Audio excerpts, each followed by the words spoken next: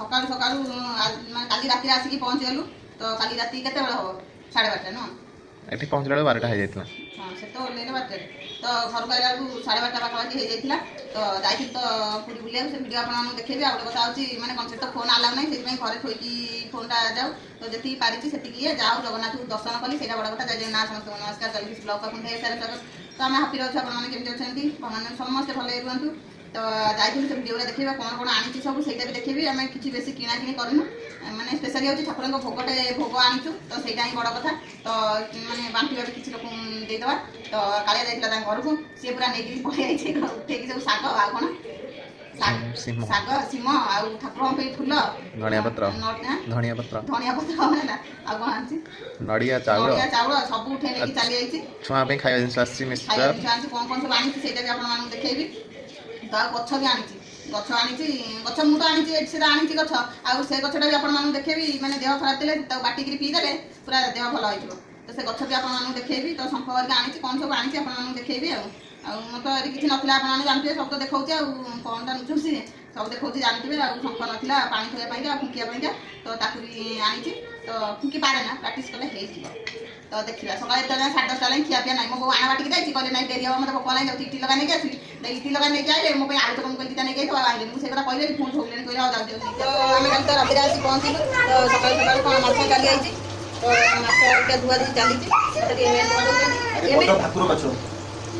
ଭାବିବେ ସବୁବେଳେ କାମ କରୁଛନ୍ତି। ତ ଏମିତି ତ ତାପରେ ମୋର ମାଛ ଭଜା ଚାଲିଛି। ପଚାରିଲା କ'ଣ ଦେଖିବି ଦେଖି ଛୁଟି କରିଦେବ ଛୁଟି କରିଦିଅ ଆଜି ଛୁଟି। ତ ସକାଳୁ ଦିନ ତରକାରୀ ଚାଲି ଆସିଥିଲା, ଆମେ ଖାଇ ଦେଇଛୁ। ତ ଉଠିଲା ବେଳକୁ ତ ସକାଳ 9ଟା ଆଉ କ'ଣ। ତ କାଖ ହେଇକିରି ଗୋଟେ ବୁଲୁଛି, ଖାଲି କେଁ କେଁ ହେଉଛି। ମୋତେ କାଖେଇଛି ସିଏ ବାବାଙ୍କୁ କାଖ କରିଛି। ଦେଖୁ ତୁ ବାବାଙ୍କୁ କାଖେଇଛୁ? ସିଏ ବାବାଙ୍କୁ କାଖ କରିଛି। କିଏ କାଖ କରିଛି? ଏପଟେ ଦେଖ, କିଏ କାଖେଇଛି? ଗୋପାଲ ମୁଁ କାଖ କରିଛି, ମୋ ଝିଅ ମୋତେ କାଖ କରିଛି। ତ ଆଉ ଗୋଟେ ତାର ବାନ୍ତି କରି କରି ହେଇକି ତାର ବୁଲୁଛି।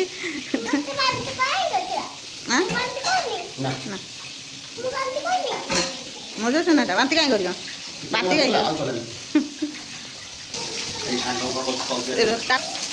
ତାପରେ କାଳିଆ ଭାଇ ଆମର ବାସନ ମଜାରେ ବ୍ୟସ୍ତ ଅଛନ୍ତି, ଟିକେ ହେଲ୍ପ କରିଦେଉଛନ୍ତି।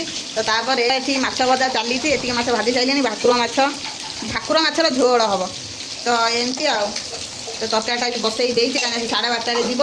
ରୋଷେଇ ଘର ପୁରା ଛତ୍ର ହେଇକି ପଡ଼ିଛି। ତ ମାଛ ତରକାରୀ ରେଡ଼ି ହେଇସାରିଲାଣି। ତ ମୁଁ ଭିଡ଼ିଓ କରିପାରିଲିନି। ତ ମାଛ ଆମର ସେଥିରେ ଥୁଆ ହେଇଛି, ଏଥିରେ ତରକାରୀ ଥୁଆ ହେଇଛି। ଯାଇକି ତଳକୁ ପଡ଼ିକି ଆଇଲାଣି। ତ ମାଛ ତରକାରୀ ହେଇଛି, ଛୁଆଙ୍କର ଗୋଳା ଚାଲିଛି। ଆଉ ଇଏ ହେଉଛି ମାଛର କ'ଣ ତା ଚର୍ବି। ତ ଇଏ ଚର୍ବି ଖାଇସାରିଲେଣି। ତ ଏତିକି ଅଛି ଆମ ଭାଗରେ ଆଉ। ତ ଇଏ ରାତିରେ ଚର୍ବି ଖାଇବେନି, ଏ ତା ଦେହ ଖରାପ। ଏମିତି ଆମେ ବସିକିରି ଖାଉଛୁ। କିଏ ଖାଇବ? କାହା ପାଇଁ? ତମ ପାଇଁ? ଛୁଆ ପାଇଁ? ଝୁଅ ଆଜି ବିଲେଇ ହାତରେ ଖାଇଦେବ, କିଛି କଥା ନାହିଁ। ମାଛ ଟିକେ ହେଲେ ବିଲେଇ ହାତରେ ଖାଇଲେ। ତମକୁ କହିଲି, ତମକୁ କହୁନି, ଜଲ୍ଦି କହିଲି। ତ ଏମିତି ଖାଇ ପିଇ ଦେଉ। ତ ବହୁତ ଟାୟାର୍ଡ ହେଇଯାଇଛୁ। ତ ଖାଇ ପିଇ ଦେଇକି ରେଷ୍ଟ ନେଇଯାଉ। ତାପରେ କ'ଣ ଆଣିଛି କ'ଣ ନାହିଁ ମୁଁ ଆପଣମାନଙ୍କୁ ସବୁ ଦେଖେଇବି। ଯେଉଁ ପୁରୀ ଯାଇଥିଲୁ, ତ ପୁରୀରୁ ଭୋଗ ଆଣିଥିଲୁ। ତ ଘରକୁ କିଛି ଦେଇଥିଲି, ବାପ ଘରକୁ କିଛି ଦେଇଥିଲି। ଆଉ ଶାଶୁ ଘରକୁ ମୋ ବୋଉ କ'ଣ କରିଛି, ଯାହା ବାଣ୍ଟି ଦେଇଛି। ଆଉ ଯାହା ହେଲା ପୁରେଇକି ରଖିଦେଇଛି। ଗୋଟେ ଦିଟା ରଖିକି ଆଉ ସବୁ ପୁରେଇକି ଦେଇଦେଇଛି। ତ ଘରକୁ ବି ନେଇଥିଲୁ। ମାଆଙ୍କୁ କହିଥିଲି, ମାଆ ମାନେ ଶାଶୁଙ୍କ ମାଆ ବୋଲି କହୁ। ତ ସେ ତ ମାଆ କୁହନ୍ତି, ସେତିକି ନେଇଥିଲି। ତ ତାପରେ ବାପ ଘରୁ ଆସିଛି, ଏଇଟା ଆସିଛି। ତ କାଳିଆ ଯାଇଥିଲା ମାନେ ତ ବହି ନେଇ ଚାଲି ଆସିବ। ତାପରେ ଏଇଟା ବି ଆସିଛି। ତ ଆଉ କ'ଣ, ତାପରେ ଏଇଟା ଆସିଛି। ତ ତାପରେ ଏଇଟା ବାଦାମ ପକୋଡ଼ା। ତ ତାପରେ ଇଏ ଏତିକି ଆସିଛି। ଆଉ କ'ଣ, ଆଉ ବାଦାମ ଲଡ଼ୁ ଦିଟା ବାଦାମ ଲଡ଼ୁ ଆସିଛି। ଆଉ ମିକ୍ସଚର ଦିଟା, ଆଉ ସାଧା ଗୋଟେ, ଆଉ ଗୋଟେ ମିକ୍ସ, ଆଉ ଅଧା ସାଧା କ'ଣ ଅଧା ରାଗ। ତ ଏଇଟା ଦିଟା ଆସିଛି, ମିକ୍ସଚର ଦିଟା ଆସିଛି। ତ ଆଉ ଗୋଟେ ଆମର ଶାଶୁଘରୁ ଆଣିଛି କ'ଣ। ତ ଶାଶୁଘରୁ ଆଣିଛି ଏଇଆ ଯେ, ତ ଶାଶୁଘରୁ ଆଣିଛି କ'ଣ ଯାଇଥିଲୁ। ତ ମାଆଙ୍କ ତ ଜାଣିଛ, ମାଆଙ୍କ ଦେହ ମାଆଙ୍କ ଥାଇରଏଡ଼ ହେରିକା, ଥାଇରଏଡ଼ ହେରିକା ମାନେ ହାତ ହେରିକା ଯେମିତି ଦର୍ଜ ହେରିକା ହେବ। ମାଆ ଦେଇଛନ୍ତି ଚୁଡ଼ି ଦେଇଛନ୍ତି, ଗୋଟେ ପିନ୍ଧିଛି। ତ ଆଉ ଚୁଡ଼ି ଦେଇଛନ୍ତି, ମୁଁ ରଖିଛି। ତାପରେ ମାଆ ଦେଇଛନ୍ତି, ପଇସା ଦେଇଛନ୍ତି। ହସିଲେ ଏଇଥିପାଇଁ ଯେ ଭାବୁଥିବେ ଶାଶୁ ନାଁରେ ହସୁଛି। ତ ପଇସା ଦେଇଛନ୍ତି ମାଆ, ହେଲା। ତାଙ୍କ ହଉଛି 100 ଟଙ୍କା କାଢ଼ିବା ଭାରି କଷ୍ଟ, କିନ୍ତୁ ଯାହା ବଡ଼ ବୋଉକୁ ଦେଇଛନ୍ତି, ପଇସା ଦେଇଛନ୍ତି। କେତେ ଆମାଉଣ୍ଟ ତ କହିବିନି। ତ ଆଉଟା ମୁଁ ଆଙ୍କୁ ଗୋଟେ କଥା ପଚାରିବି, ତମକୁ ଦିଅନ୍ତି ପଇସା? ଏମିତି ଦିଅନ୍ତି ପଇସା? ନାଇଁ ଏକେଲା ନାହିଁ, ତ ମୁଁ ଆଗରୁ ଏମିତି ଦେଇଥିଲି କି? ଏମିତି ଦିଅନ୍ତୁ ଏ 2000 3000 ଏମିତି ଦିଅନ୍ତୁ